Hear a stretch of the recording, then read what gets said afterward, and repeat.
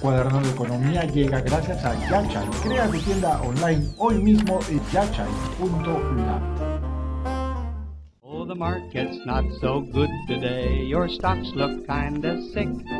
In fact, they all drop down a point each time the tickers tick. Bueno, tras 2 semanas de este embrollo en el que nos metió el presidente Pedro Castillo, ¿qué onda con la economía? ¿Estamos viviendo un punto muerto dentro de la economía? Nos preguntamos.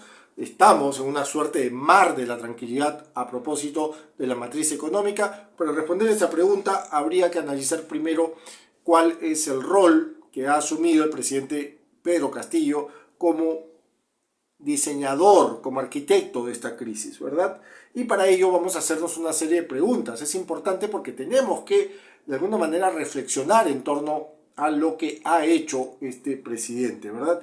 Pedro Castillo está colgado un halo de incapacidad respecto o a propósito de la gestión pública. Probablemente la inhabilidad se traduce en Pedro Castillo en una ausencia total de roles importantes, clave, críticos en función al liderazgo.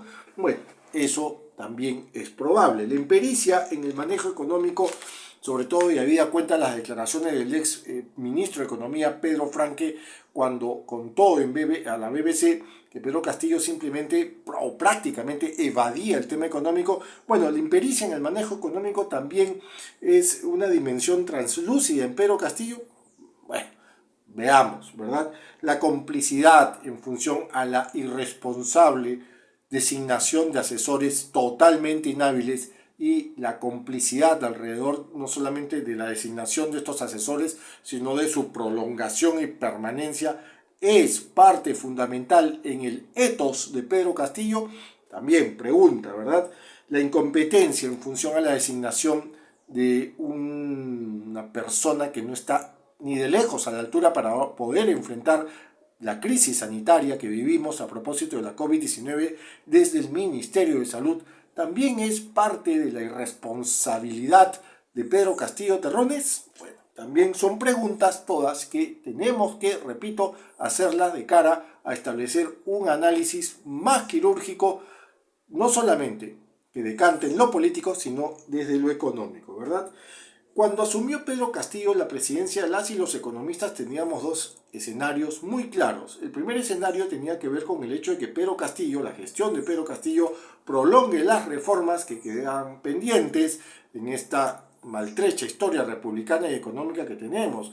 Reformas judiciales, reformas políticas, reformas en gestión pública, que decanten, lo dicho, no solamente en crecimiento y en bienestar económico, sino también en desarrollo económico y en función a objetivos de desarrollo sostenibles, sociales a largo plazo. Eso nunca se hizo y más bien el segundo escenario que temíamos las y los economistas prevaleció. Un escenario donde se prolongaban las corruptelas, donde se prolongaba la precariedad, donde se prolongaba las relaciones de grupos de poder económicos, no solamente de Lima, sino de provincias, que favorecían a cualquier candidato, no importaba si era de derecha o de izquierda, y que estos candidatos, una vez en el poder, cedían ante las mañosas maniobras de estos grupos de poder, repito, no importa que hayan sido de provincias o de Lima, ¿verdad?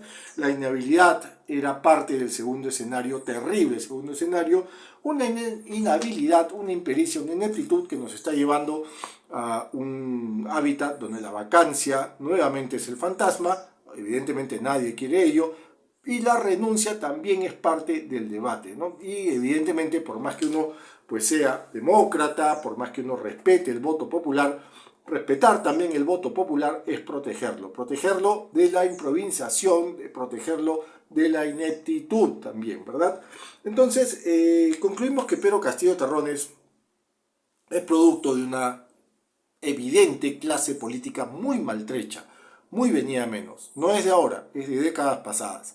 Y también concluimos que Pedro Castillo Terrones está de alguna manera inmerso en este ecosistema tan tóxico que ata de 4 males elementales dentro de la matriz económica local: corrupción, informalidad, debilidad institucional y precariedad desde los mercados, entre ellos evidentemente el mercado laboral, ¿verdad? La economía, ¿cómo anda? la economía andará, y es la gran pregunta que se están haciendo de momento muchos economistas que no necesariamente somos gestores de grupos de poder. Bien, la economía andará en piloto automático. Lo más probable es que puede ser cierto de que estamos volando con una suerte de piloto automático, sobre todo si consideramos que estamos en ruta, en trayectoria de consolidación fiscal y también estamos colgados a determinada estabilidad monetaria. Sin embargo, y lo real, lo fáctico, lo cierto y lo cristalino es que la economía está paralizada. Paralizada, sí, paralizada. Y estamos paralizados porque aún estamos colgados a un costo social en función a la corrupción que renta o cifra alrededor de 23.000 millones de soles por año como media, ¿no? Esto es más o menos o alrededor del 9-10% del presupuesto general. Está paralizada la economía porque aún estamos, colgados a 4/5 de informalidad de los mercados laborales y con una precariedad en función a los mercados de contratos formales dentro del mercado laboral que no pasa del 20-22%, quizás con suerte 25% de los contratos laborales, repetimos, formales.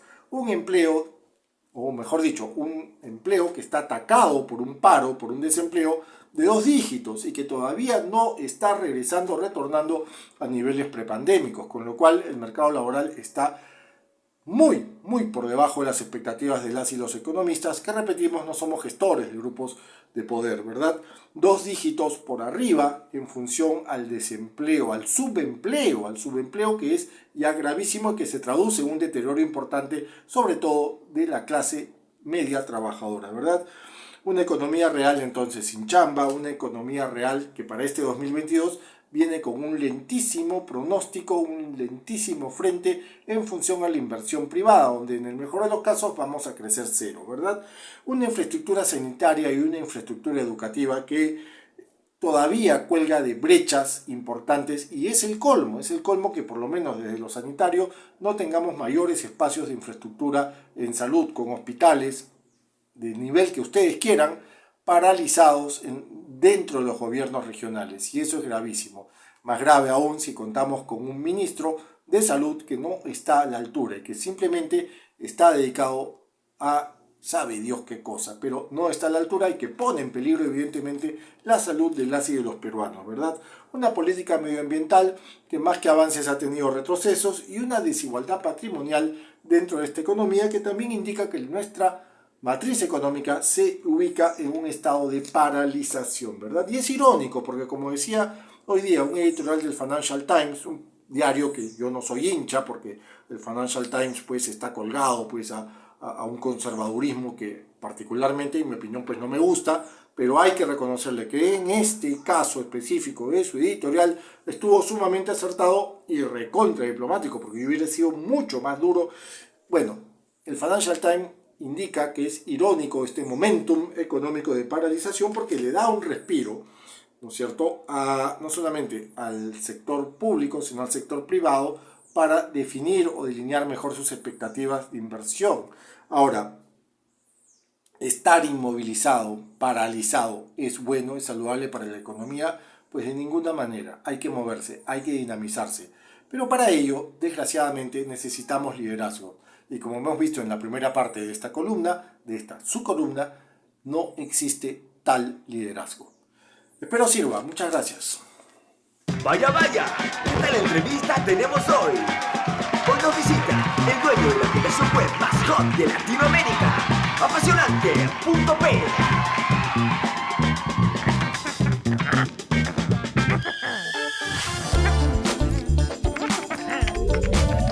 Registrar tu dominio es el primer gran paso. Cómpralo en yachai.lat y encarna tus sueños. Yachai.lat, tu tienda online hoy.